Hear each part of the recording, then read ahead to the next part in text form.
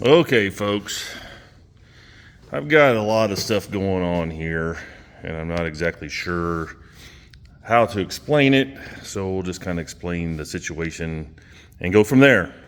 So, that little guy back there is a 2000 Jeep TJ, which we are trying to keep as a street legal, fun little rock crawler. We want to go do some stuff. We're actually going to try to go this weekend to Mason, Texas, to do some rock crawling. Maybe we're getting a little bit more into the harder trails, but this one, this Jeep is a non-Rubicon. Obviously, didn't make a Rubicon in 2000, so it has a Dana 30 front axle. The Dana 30 front axle is pretty good for the everyday Jeeper that's not going to go out and get too rambunctious. Even though my buddy Kevin says he's gonna try his a little bit more. So what happens is on these guys, which I haven't done, Kevin has, is these, you can't see, these C's right here, when you start putting more leverage on here with this tire being taller, wants to put leverage on it, you will bend the C's. You will actually bend the axles, develop leaks right up in here where it attaches to the pumpkin. You'll break the gears. Just not a real strong axle. The good thing is the TJ is super light, and it's kind of hard to do that until you get big tires on it. The good thing about a Dana 30 is that they're not C-clip axles. So that takes us to the back. As you can see by the water on the ground, it's super humid in South Fort Worth, Texas today. We went out last night and hung out with Kevin and Tracy. It was getting ready to storm. We were in this thing. I wanted to get home.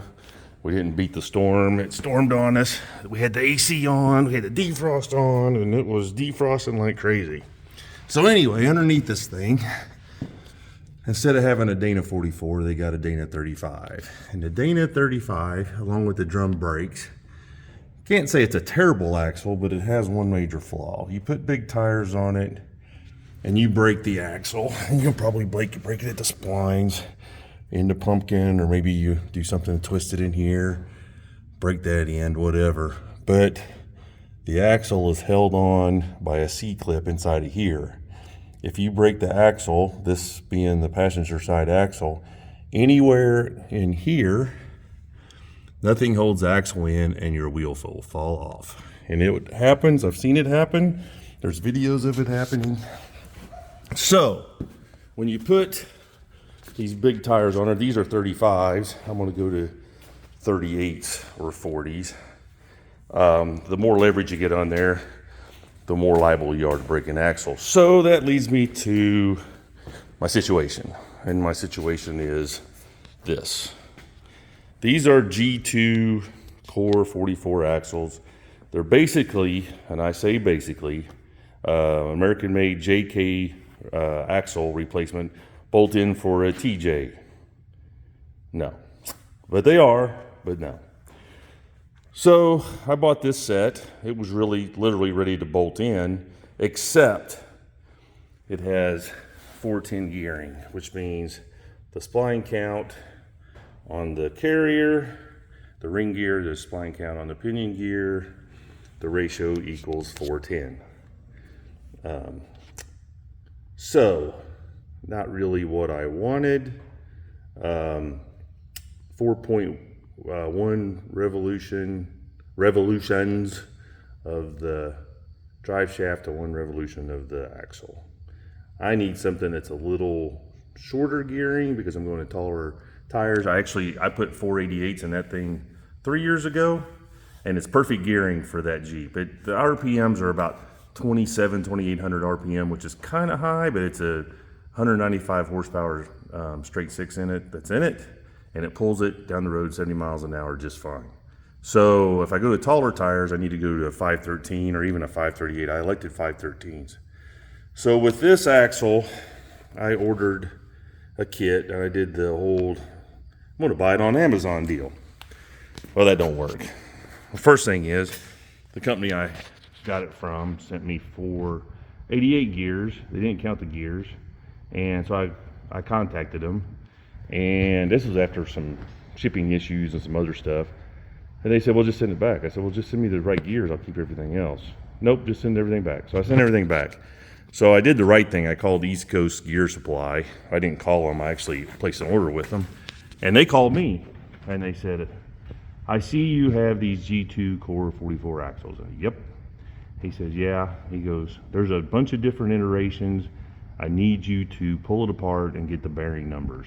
Well, I can't say I pull it all the way apart because I'm going to try to reuse the carrier bearings, which are those bearings there. They're fine. They are shimmed on the front. I know that I'm going to have to change shims, so I'm going to make sure that that East Coast send me some shims.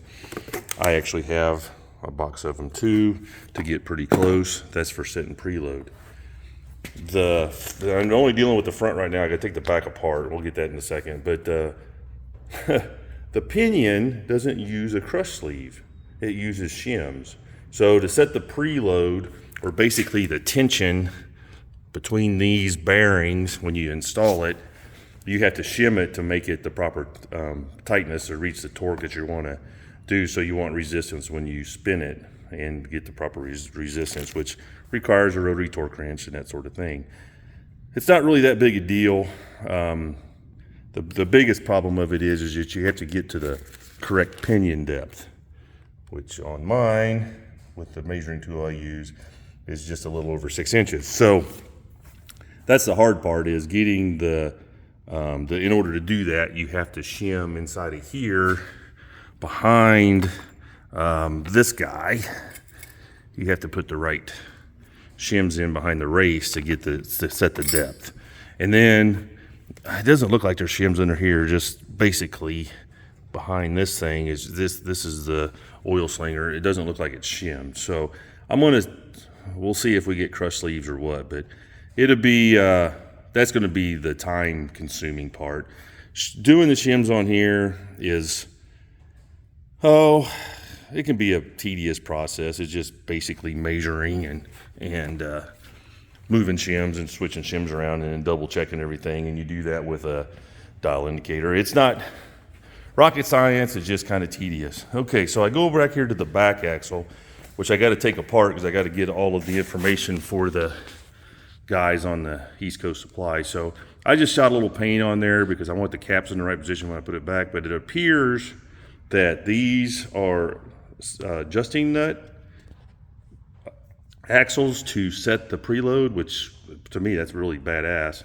Probably not going to pull the bearings off the carrier. I'm probably just going to pull the gear off and then reset everything. No big deal. I have to depin the locker wires, which out of all the stuff you got to do getting those pins out of this, sometimes it can be a pain in the butt. I wish I was better at it, but I'm not. So it takes me a few minutes. But anyway, I'm going to pull the carrier out, and then we're going to check the pinion to see how it's set up, because I will need the inside pinion bearing because I don't have my puller, and I probably will mangle that bearing. The rest of the bearings are probably going to reuse. The axles don't have a lot of miles on them. The outside bearings look pretty good.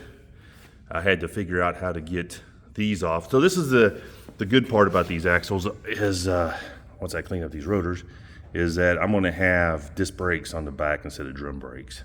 So I'm going to have a Dana 44 rear, non-C-clip axle, Dana 44 front, non-C-clip axle, heavier axles, four-wheel disc brakes, and E-lockers instead of the Lunchbox and the Detroit True Track that I have in the back currently now. So then I'll be able to turn the locker on and off, which that really hasn't been a problem. That True Track works really good. And I really don't notice the Lunchbox in the front, and it's when you need it, it's there. It does click when you turn. Hence the name little clicker, because everybody laughs at it because they always want to tell me I got a bad U-joint in the front. But anyway, that's the situation as it stands now. I will update these axles, but yeah, you can't just order a rebuild kit for Dana JK axles because you're probably not going to get the right bearings.